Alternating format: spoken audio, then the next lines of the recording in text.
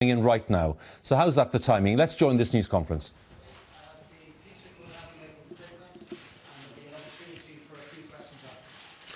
Thank you very much, Taoiseach, Minister McEntee, members of the press. I want to make a brief statement on developments today in the Brexit talks.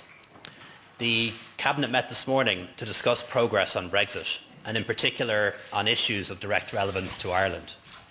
That followed a period of very intense negotiations between the British government and the EU task force, with the substantial involvement of the Irish government. It was supplemented by intensive contacts between the Irish and British governments over the past few days. Those talks have made substantial progress on a number of issues that are very important to us. First of all, a shared commitment that the achievements and benefits and commitments of the peace process will remain of paramount importance. A shared commitment to the Good Friday Agreement in all its parts. Protecting North-South cooperation, the continuation of the common travel area so that there'll be no change to the rights of British and Irish citizens to travel, live, work, access healthcare, education, housing and welfare in each other's countries as though they were citizens of both. Respect for Ireland's continued membership of the European Union, including the internal market and the customs union. The rights of Irish citizens in Northern Ireland who will continue to be EU citizens after Brexit. The continuation of EU peace and Interreg funding, and the protection of the provisions of the Good Friday Agreement on rights, safeguards and equality.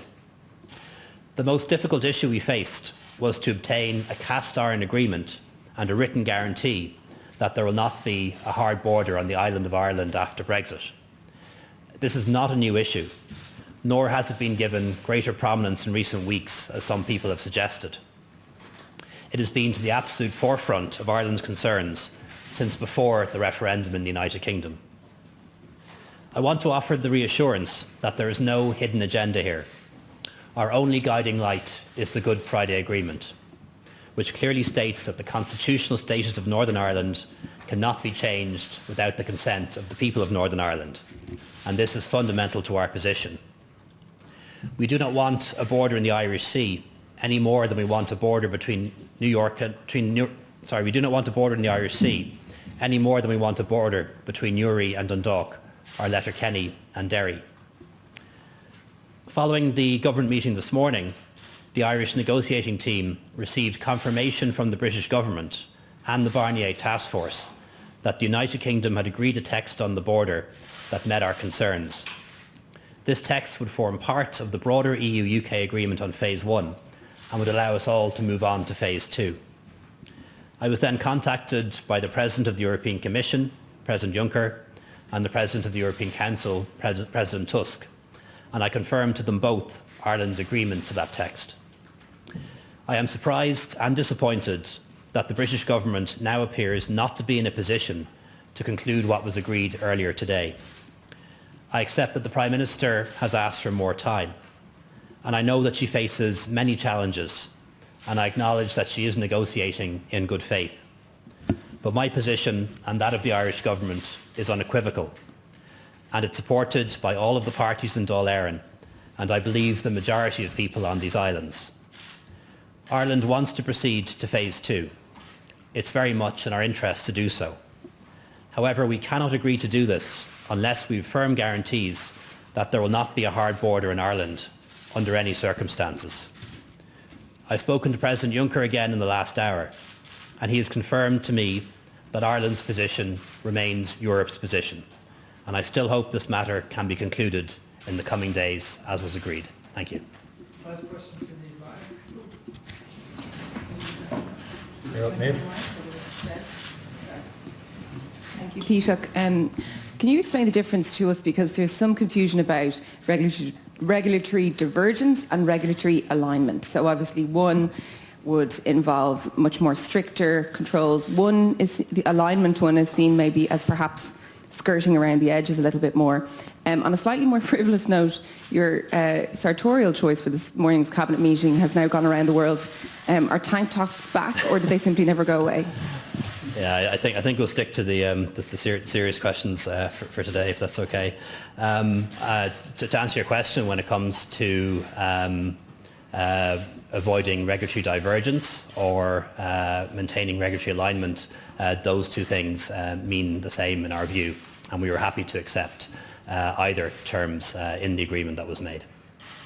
Next question to Ken Doyle and then Kate Kennedy. Taoiseach, it does seem from what's happened today that Theresa May didn't consult with the DUP before travelling over to Brussels today. Is that your understanding of it? Have you spoken to Arlene Foster today, or do you intend to speak to her to see what the blockage is on their part? And Sammy Wilson's been out today describing the Irish government as little more than a bunch of chancers with a Republican agenda. So what would you respond to that kind of rhetoric? Yeah, look, I suppose it's not for me to speak for Prime Minister May or just to say who she consulted with or not. Our negotiations were handled the EU task force on one side, which we inputted into and were very much involved with, and the UK government on the other. And that's how we negotiated. We, of course, had some direct contacts as well between officials from the Irish government and officials from the UK government as well. I think it's important that we listen to the DUP. I haven't had any direct contact with them in recent days.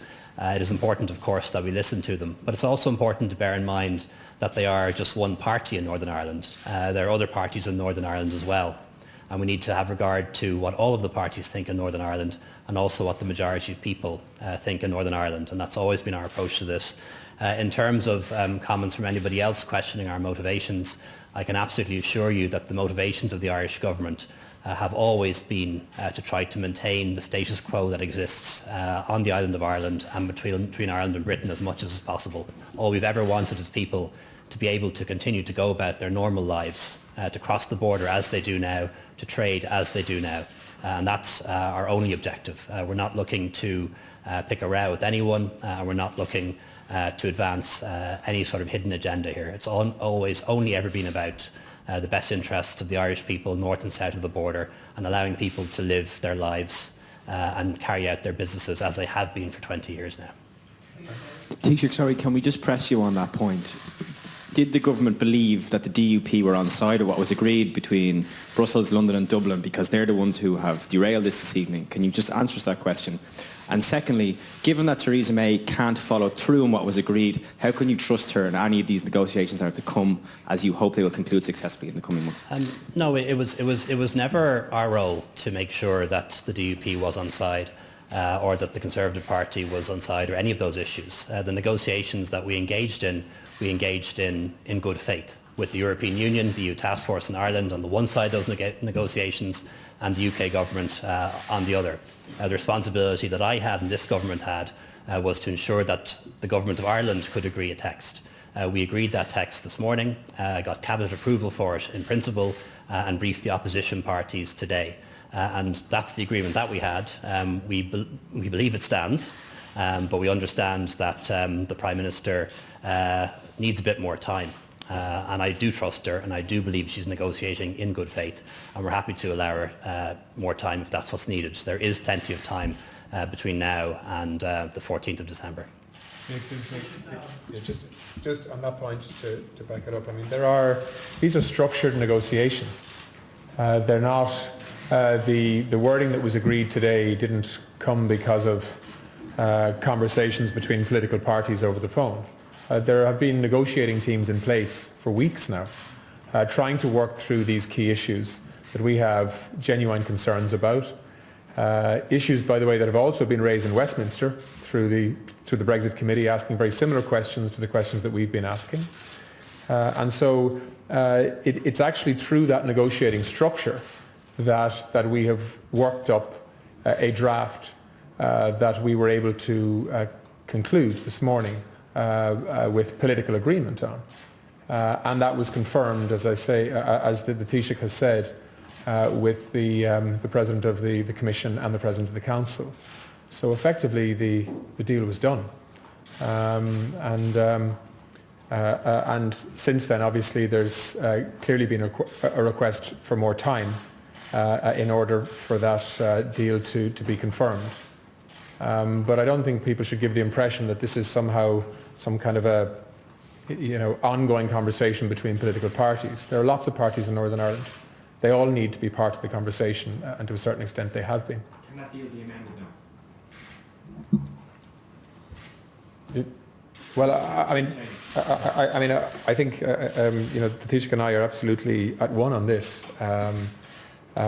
We had a deal today in relation to a wording that, in our view, would provide reassurance for many people who were concerned about the potential re-emergence of a border on the island of Ireland as an unintended consequence, because I don't believe anybody wants a hard border on the island of Ireland. Certainly the British government don't want that. We don't want it.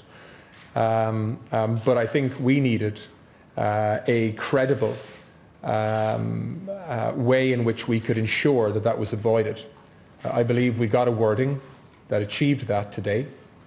And so we want to ensure that that wording remains intact, so that whatever happens, we move on to phase 2, if we move on to phase 2, with the assurance that there is not going to be, under any circumstances, a hard border re-emerging on the island. And I think we have an obligation to ensure that that's the case. Yeah, that's right. We've agreed a text that was agreed by the UK government, a text that was agreed by the EU task force, and that text gives us the assurance that we need that even as an unintended consequence, there will not be a hard border on this island, and gave us all of the other assurances that we needed around citizens' rights, around equality, and also around the common travel area. We understand that the Prime Minister now needs a little bit more time, and that talks will continue later on in the week. And it's still our view that this can be concluded before the summit on the 14th of December.